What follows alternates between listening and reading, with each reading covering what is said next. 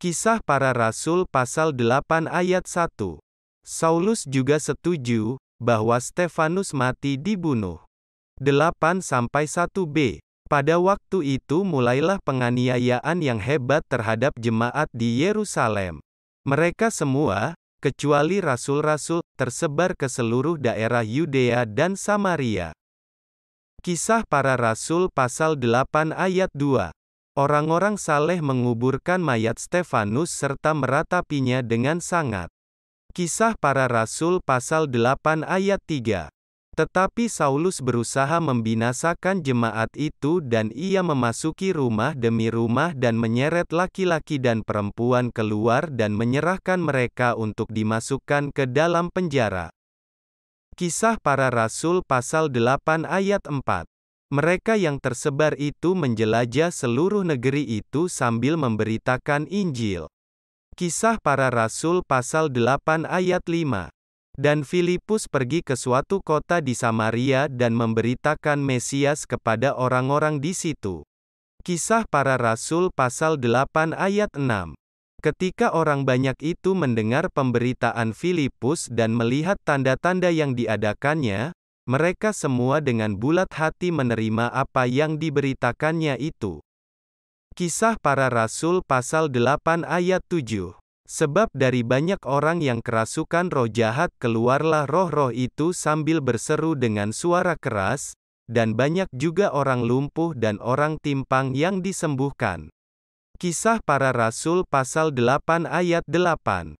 Maka sangatlah besar sukacita dalam kota itu. Kisah Para Rasul pasal 8 ayat 9. Seorang yang bernama Simon telah sejak dahulu melakukan sihir di kota itu dan mentakjubkan rakyat Samaria, serta berlagak seolah-olah ia seorang yang sangat penting.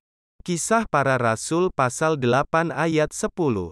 Semua orang, besar kecil, mengikuti dia dan berkata, orang ini adalah kuasa Allah yang terkenal sebagai kuasa besar. Kisah Para Rasul pasal 8 ayat 11. Dan mereka mengikutinya, karena sudah lama ia mentakjubkan mereka oleh perbuatan sihirnya. Kisah Para Rasul pasal 8 ayat 12. Tetapi sekarang mereka percaya kepada Filipus yang memberitakan Injil tentang kerajaan Allah dan tentang nama Yesus Kristus, dan mereka memberi diri mereka dibaptis, baik laki-laki maupun perempuan. Kisah Para Rasul pasal 8 ayat 13. Simon sendiri juga menjadi percaya, dan sesudah dibaptis, ia senantiasa bersama-sama dengan Filipus, dan takjub ketika ia melihat tanda-tanda dan mujizat-mujizat besar yang terjadi. Kisah Para Rasul pasal 8 ayat 14. Ketika rasul-rasul di Yerusalem mendengar bahwa tanah Samaria telah menerima firman Allah, mereka mengutus Petrus dan Yohanes ke situ. Kisah Para Rasul pasal 8 ayat 15. Setibanya di situ kedua rasul itu berdoa, supaya orang-orang Samaria itu beroleh Roh Kudus. Kisah Para Rasul pasal 8 ayat 16. Sebab Roh Kudus belum turun di atas seorang pun di antara mereka, karena mereka hanya dibaptis dalam nama Tuhan Yesus. Kisah Para Rasul pasal 8 ayat 17. Kemudian keduanya menumpangkan tangan di atas mereka, lalu mereka menerima Roh Kudus. Kisah Para Rasul pasal 8 ayat 18. Ketika Simon melihat bahwa pemberian Roh Kudus terjadi oleh karena rasul-rasul itu menumpangkan tangannya, ia menawarkan uang kepada mereka. Kisah Para Rasul pasal 8 ayat 19, serta berkata, berikanlah juga kepadaku kuasa itu, supaya jika aku menumpangkan tanganku di atas seseorang, ia boleh menerima Roh Kudus. Kisah Para Rasul pasal 8 ayat 20. Tetapi Petrus berkata kepadanya, binasalah kiranya uangmu itu bersama dengan engkau, karena engkau menyangka bahwa engkau dapat membeli karunia Allah dengan uang. Kisah Para Rasul pasal 8 ayat 21. Tidak ada bagian atau hakmu dalam perkara ini, sebab hatimu tidak lurus di hadapan Allah. Kisah Para Rasul pasal 8 ayat 22. Jadi bertobatlah dari kejahatanmu ini dan berdoalah kepada Tuhan, supaya Ia mengampuni niat hatimu ini.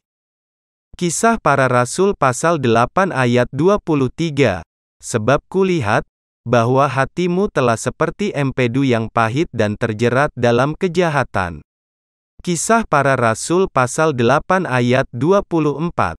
Jawab Simon, hendaklah kamu berdoa untuk aku kepada Tuhan, supaya kepadaku jangan kiranya terjadi segala apa yang telah kamu katakan itu. Kisah Para Rasul pasal 8 ayat 25. Setelah keduanya bersaksi dan memberitakan firman Tuhan, kembalilah mereka ke Yerusalem dan dalam perjalanannya itu mereka memberitakan Injil dalam banyak kampung di Samaria. Kisah Para Rasul pasal 8 ayat 26. Kemudian berkatalah seorang malaikat Tuhan kepada Filipus. Katanya, bangunlah dan berangkatlah ke sebelah selatan, menurut jalan yang turun dari Yerusalem ke Gaza. Jalan itu jalan yang sunyi. Kisah Para Rasul pasal 8 ayat 27. Lalu berangkatlah Filipus. Adalah seorang Etiopia, seorang Sida-Sida, pembesar dan kepala perbendaharaan Sri Kandake, ratu negeri Etiopia, yang pergi ke Yerusalem untuk beribadah. Kisah Para Rasul pasal 8 ayat 28. Sekarang orang itu sedang dalam perjalanan pulang dan duduk dalam keretanya sambil membaca kitab Nabi Yesaya. Kisah Para Rasul pasal 8 ayat 29. Lalu kata Roh kepada Filipus, pergilah ke situ dan dekatilah kereta itu. Kisah Para Rasul pasal 8 ayat 30. Filipus segera ke situ dan mendengar Sida-Sida itu sedang membaca kitab Nabi Yesaya. Kata Filipus, mengertikah Tuan apa yang Tuan baca itu? Kisah Para Rasul pasal 8 ayat 31. Jawabnya, bagaimanakah aku dapat mengerti, kalau tidak ada yang membimbing aku? Lalu ia meminta Filipus naik dan duduk di sampingnya. Kisah Para Rasul pasal 8 ayat 32.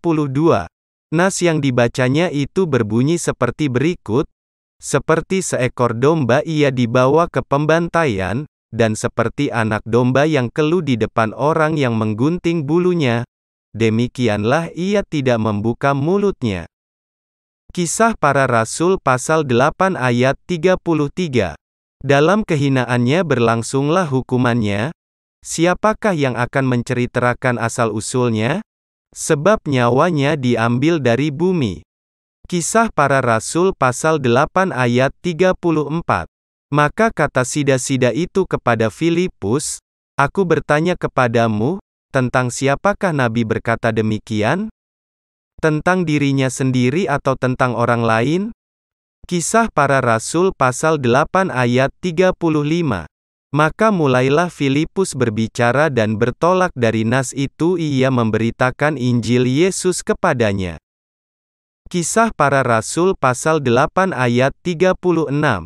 Mereka melanjutkan perjalanan mereka, dan tiba di suatu tempat yang ada air. Lalu kata Sida-Sida itu, lihat, di situ ada air, apakah halangannya, jika aku dibaptis? Kisah Para Rasul pasal 8 ayat 37. Sahut Filipus, jika Tuan percaya dengan segenap hati, boleh. Jawabnya, aku percaya, bahwa Yesus Kristus adalah anak Allah. Kisah Para Rasul pasal 8 ayat 38. Lalu orang Etiopia itu menyuruh menghentikan kereta itu, dan keduanya turun ke dalam air, baik Filipus maupun Sida-Sida itu, dan Filipus membaptis dia. Kisah Para Rasul pasal 8 ayat 39. Dan setelah mereka keluar dari air, Roh Tuhan tiba-tiba melarikan Filipus dan Sida-Sida itu tidak melihatnya lagi. Ia meneruskan perjalanannya dengan sukacita. Kisah Para Rasul pasal 8 ayat 40. Tetapi ternyata Filipus ada di Asdod. Ia berjalan melalui daerah itu dan memberitakan Injil di semua kota sampai ia tiba di Kaisarea.